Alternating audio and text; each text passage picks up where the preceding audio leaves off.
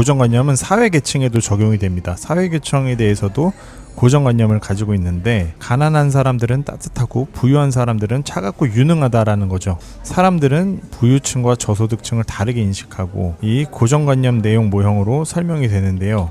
따뜻함이 낮고 높은지에 따라, 그리고 유능함이 높고 낮은지에 따라서 우리는 사랑할 수도 있고 경멸할 수도 있는 거죠. 우리가 사회적 계층별로도 이미지를 가지고 있어요. 부유층의 경우에는 유능성이 높다라고 인식하고 따뜻함이 낮다라고 인식합니다. 유능하지만 차갑다. 전문직과 부유층의 경우에. 저소득층의 경우에 어떻게 생각할까요? 따뜻함은 높아. 근데 유능성은 낮아. 인간성은 좋은데 좀 덜 유능해. 이렇게 생각하겠죠. 중산층의 경우에는 비교적 따뜻함과 유능성에 대해서 비교적 균형을 가지고 있죠. 근데 이런 고정관념이 과연 바람직한 것인가? 바람직하지 않을 수도 있습니다. 왜 그럴까요? 저소득층의 능력을 일단 과소평가하게 되는 거죠. 사람들이 부유층에 대해서 가진 고정관념과 저소득층에 대해 가진 고정관념 때문에 좀 심리적으로 거리를 크게 느껴요. 예를 들어서 부유층의 사람들에 대해서 저 사람들은 나하고 다른 사람들이야. 그리고 저 사람들은 능력은 많고 돈은 많지만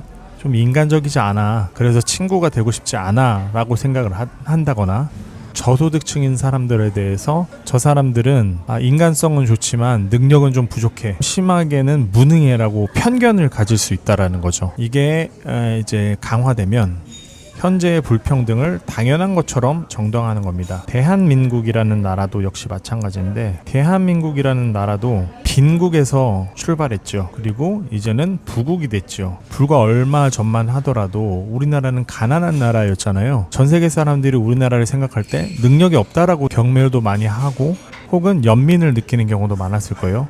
대한민국은 참 인간성은 좋은 나라인데 이 사람들은 능력은 부족해. 도와주고 싶은데 라는 동정심과 연민을 느꼈겠죠. 하지만 지금은 어떤가요? 대한민국은 능력도 좋고 또 인간성도 좋아. 부지런하고 일도 잘해. 게다가 사람들이 되게 따뜻해. 유튜브를 보면 외국인들의 방문 후기라든지 한국 제품을 좋아하는, 한국 서비스를 좋아하는 K-팝 아이돌 팬들의 후기들이나 반응들을 보면 그런 걸 느낄 수 있죠. 이런 식으로 대한민국의 이미지도 바뀌어왔다는 거예요. 그렇다면 사회계층의 이미지도 바뀔 수 있을까요? 네, 동일한 방식으로 바뀔 수 있다는 거죠. 그럼 저의 이미지도 바뀔 수 있을까요? 네, 동일한 방식으로 바뀔 수 있다는 거예요. 그렇기 때문에 우리가 이 따뜻함과 유능함이라는 두 틀을 중심으로 휴먼 브랜딩도 하고, 사회 계층에 대해서 다시 생각해보고, 어떤 국가에 대해서도 다시 생각해보고, 내가 편견을 가지고 있지는 않은지, 내가 너무 고정관념에 빠진 건 아닌지, 그리고 그 고정관념을 어떻게 관리할 수 있을지에 대해서 사회 집단과 인간 개인으로서 고민을 해볼 수 있다는 겁니다. 우리가 이런 내용을 아는 사람으로서 부자는 능력이 있고 가난한 사람은 능력이 부족해. 그러니까 부자는 존경해야 되고 가난한 사람은 무시해야 돼 라는 편견에 대해서도 다시 한번 생각해 볼 수 있다는 거죠. 그렇게 할 때 우리가 사회 구조의 영향을 좀 다시 생각해 보고 계층 격차를 좀 줄여나갈 수 있는 더 바람직한 사회로 만들어 나갈 수 있다는 겁니다. 장애에 대해서도 우리는 고정관념을 가지고 있어요. 장애인들은 이럴 거야. 장애를 가진 사람들은 이럴 거야. 고정관념과 편견이 물론 인으로서 당연하지만 인간으로서 더 성숙하고 더 학습하고 더 지혜로워질수록 이런 고정관념에서 벗어나서 사고를 할 수 있어야 되겠죠. 사람들은 장애를 어떻게 인식할까? 사람들은 대부분 장애에 대해서 따뜻함은 높지만 유능성은 낮은 것으로 인식을 해요.